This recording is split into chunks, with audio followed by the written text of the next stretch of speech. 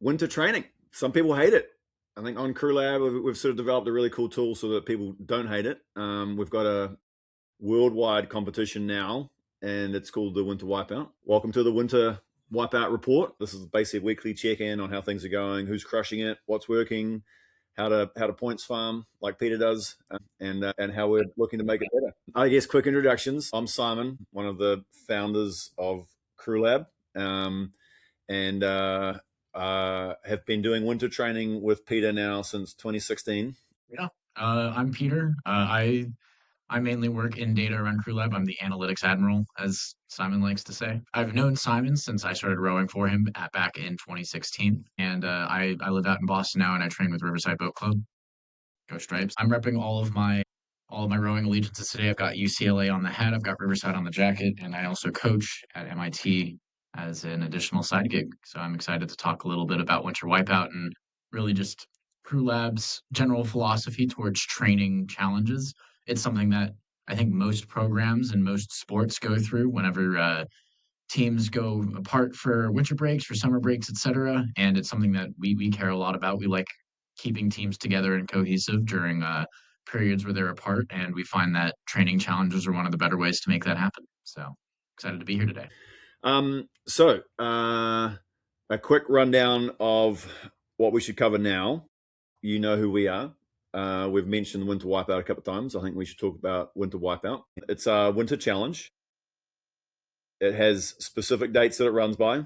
It changes every year a little bit around what some of the influence we get from some of the breaks that some of the college teams have in the US here. 24th of November to 19th of January. But really, I mean, the key thing we're trying to do here is accountability and making it fun and giving people, the ability to build the habits that get them there.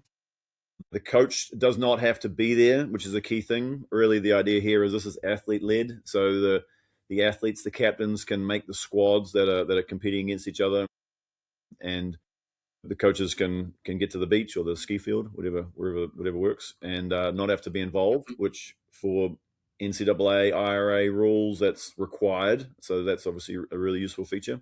And even for the high school teams, we've seen that's just really powerful. That the athletes don't just show accountability, but leadership. This is their goal as athletes. They're trying to get somewhere. I mean, for my philosophy at least, as I said earlier, it's part of our core mission at CrewLAB to bring teams together and give them a space where they can feel together, even virtually when they're apart. And essentially, by using these training challenges, we give teams an opportunity to see firsthand the work that everybody else is doing and feel inspired, let others feel inspired by you. And it just turns into a positive feedback loop where it just becomes an enjoyable thing to keep up with your teammates by doing something and then seeing what they're up to. It's a nice way to keep in touch. Yeah, I think that's spot on. And I think we should talk a little bit about the evolution of Winter Wipeout and Winter Wipeout's big brother, Summer Smasher, the original. I mean, very clearly, we can see from our data that the teams are really successful are the teams that are the most successful on those off seasons. The summer is really, really critical. It's the sort of the idea that championships are won in the off season. And how well you arrive is really critical. Championships aren't necessarily won in the winter, but they're certainly lost. Yeah, Is that's what we right. find. Yeah. Maintain the momentum. Yeah, that's right. So we've all taken different stabs over the years at making a plan, making a challenge, making something to keep the team together that encourages the correct type of training for the moment. In the summer, the goal is to bring people back to campus in a state that is recharged, healthy, and ready to go. That's why the points system in the summer is a little different and a little bit more geared towards encouraging that cross train. Uh, Conversely, then once we hit the winter, it's only a short bridge, anywhere from 4 to 8 weeks between your fall season and then returning to campus. And we want to make sure that people are taking the gains that they made during the fall season and at an absolute minimum, holding on to those gains, if not slightly sharpening them, which is why we want to encourage a little bit less cross training and a little bit more sport specific movement. So the purpose of our system is to encourage all athletes to really just hit a consistent and repeatable amount of volume training so that they're gaining the optimal amount of fitness today without ever feeling like they're kicking into overdoing it, because we still want to deliver your athletes back to campus in one piece following the winter period, not just training so hard that they actually need a break from break. I mean, it's the old cliche that the best of ability is availability, and I think all endurance, all sport, really, everything you do is based around consistency and building, I guess, what I would call healthy habits, which is, I guess, the other sort of key thing that's infused into these points. How do we encourage people to do the right thing? And the idea of the points is that you're active more days than you're not. You're trying to do something every day, trying to get the bonus points. Just do an hour a day is fantastic advice. And there's points for mobility, stretching, that kind of stuff, Pilates, whatever you're doing, and strength work, which is maxed out because we're an endurance sport, so we don't want people doing 3 hours of those on a day. But the idea is do that stuff every day. Even if you're injured, you can still be getting a good amount of points every day and be contributing to your squad, which is, I guess, the other thing to move into is the idea that the winter wipeout, everyone's broken into squads. So, your coach or your captains will break your entire team. Maybe you've got 20 people into 5 squads of 4 or 4 squads of 5, and those squads are competing against each other. And well-balanced squads will include, a couple of injured people, some seniors, some novices, some freshmen, some people, a good dynamic group. Maybe a couple of close friends who, some training partners, if you like, who can feed off each other. Yeah, you get competitive with the other squads in terms of who can build the best consistency and the best healthy habits, rather than who can just do a 50K erg every day, right? so trying to, and obviously we're trying to build something that works for everyone. So the idea is that this is going to be a fantastic program for 90% of the people who just need some motivation, get off the couch or get out of bed early and get down to the gym and do some working out. Yeah, I want to quickly talk about the influence we've got from NCAA and IRA and some of their requirements as well. I've had 2 meetings in the last week about updates that we should be having for this year. So that stuff's regularly being pushed in there. I think the largest one we got early on is that NCAA Division III IRA coaches can't coach during this time period. So we have some best practices there, and we've tried to build the app so that it's really self-sufficient. Best practice number 1: add your strength and conditioning coach, because NCAA rules says that they're allowed to be there. And then the coach, the rowing coach can leave the group, and it can be moderated, and also not breaking any NCAA rules about keeping a voluntary training diary that your coach is checking in on over the time period. And then have make sure you've appointed some captains who can balance squads. Sometimes in the first week or 2, the squads aren't quite as balanced as you want, or someone gets injured or someone comes back from injury. So you can move some people around. The captains can do that inside the app, and then leave it to CrewLAB to do the rest. CrewLAB and the team, I guess, to do the rest. Shall I give a walkthrough of how to find some points? That's a good next step, you think, Peter? Okay. Well, I'm going to try and share my screen so you can see what it looks like on my phone. And I've done nothing today. So I'll start by opening the CrewLAB app. Okay, how am I feeling today? I had a great sleep, and I'm feeling in a good place. Again, 100 points. Woo! There you go. You get points for literally having the habit of doing a wellness check-in and tracking your sleep. I had a great sleep. My Garmin actually agreed and said I got an 80 for that. Yesterday, I had a really good day, I thought, honestly. Probably didn't eat or drink as much as I probably could have, but that's okay. The rest of it was pretty good. You can see the length of my streak, 350 days, getting close to a full year, which is great. You can see I'm in 3rd place behind Katie and Ben here, and I can send some likes to Kieran. There's 5 points. He's in Wellington doing some running. Kieran's done some stuff. Joe's done some CrossFit. I'll see if I can get some points by looking for something here. Yeah, this is what we want. 10 points for that. And again, the idea is I'm trying to make Joe smile.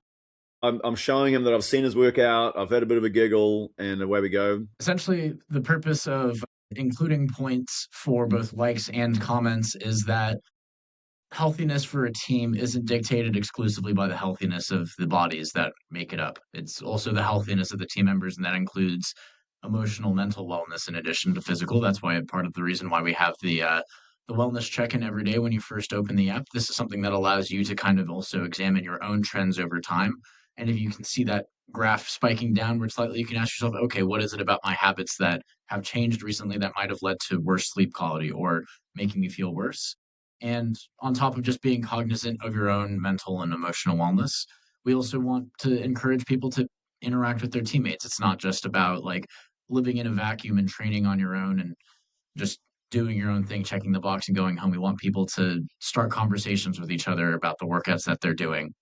Yeah.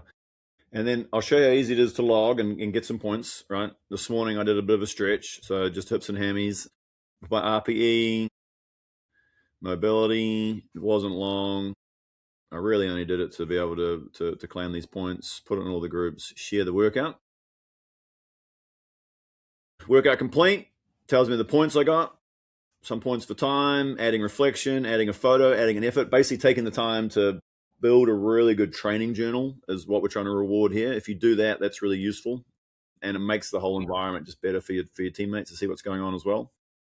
So to go into a little bit more detail about why we add some of those extra bonus points, adding a reflection, just like taking even 30 seconds to write down a few notes, a few sentences about how the workout bit went immediately after your workout.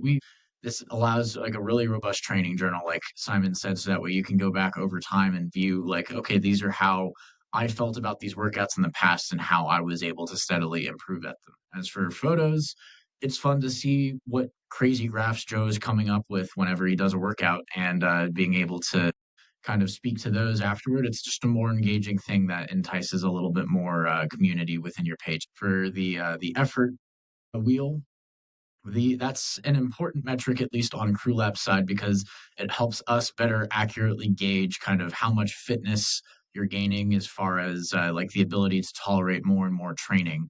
And you can find more about that on your profile page. There's a nice little graph there that tracks your performance readiness metric.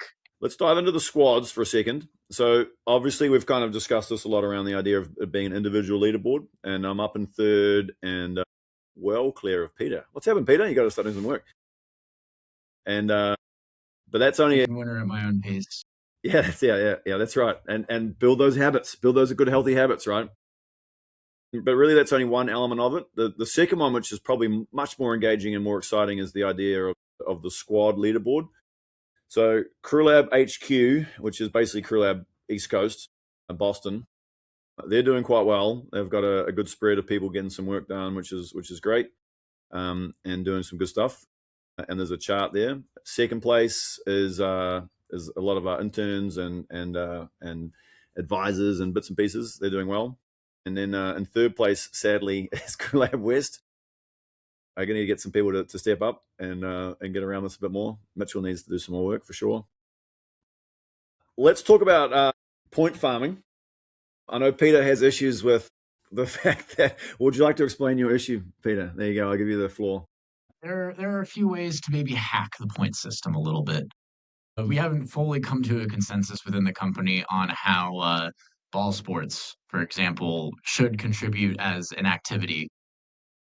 If you can essentially hit a one of these workouts hard enough to where you feel like you've exerted a substantial amount of effort over a long period of time and you've probably gained some fitness, then for Simon at least, You're doing my argument for me. You're supposed to be upset that I get 1,000 points for running around a park for 2 miles. I'm reasonably upset by this, but Simon also has his reasons.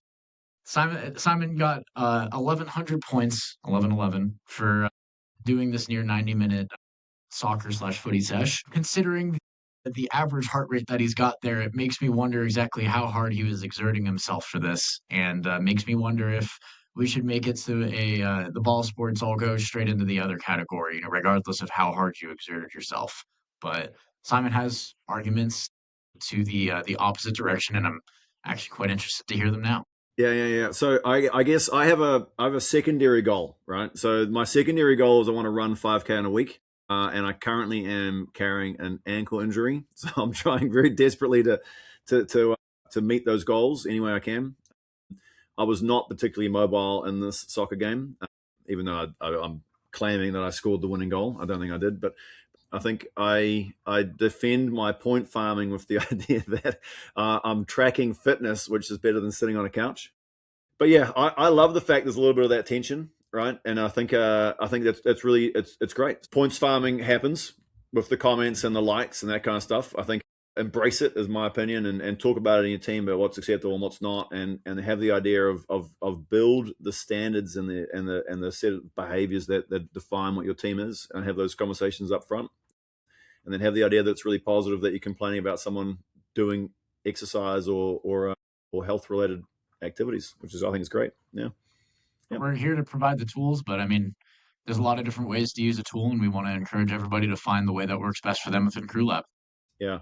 And I'm sure that we get this feedback all the time. You know, the swimming points is now harder to get. We had a problem with downhill skiing versus ski Cross-country erging, skiing. cross country skiing. So yeah, we obviously make these adjustments as we go, and the point system is being refined. So I'm sure that by next winter, Peter will have removed the opportunity for me to claim soccer as running, and it'll have to come Yeah, through. we'll add soccer as its own activity. Yeah, there We're we going to go. give it 0.1 points per minute. Yeah, yeah, yeah. Fantastic. Well, I think that's it. Next week when we chat, we're going to look at some of the leaderboard and some of the teams that are doing really well. There's some hopefully some good ideas in here that help you master Winter Wipeout. Oh, I got another final point. Peter, can you start at any time through the winter? Of course, Of absolutely. course. It's as long as the winter's going on, winter wipeout's going on. Although we actually do end it reasonably early into the winter. But as long as you're away from school, feel free to give us a try. We're here until January 19th, and then even when the challenge isn't on, there's still plenty of stuff going on in CrewLAB at all times of the year. Well, I think that's it for today. Thanks for your time, Peter. Yeah. For having me Session on. one. Looking forward to talking more winter wipeout for the next couple of weeks. Yeah, fantastic. Okay. Thanks, everyone.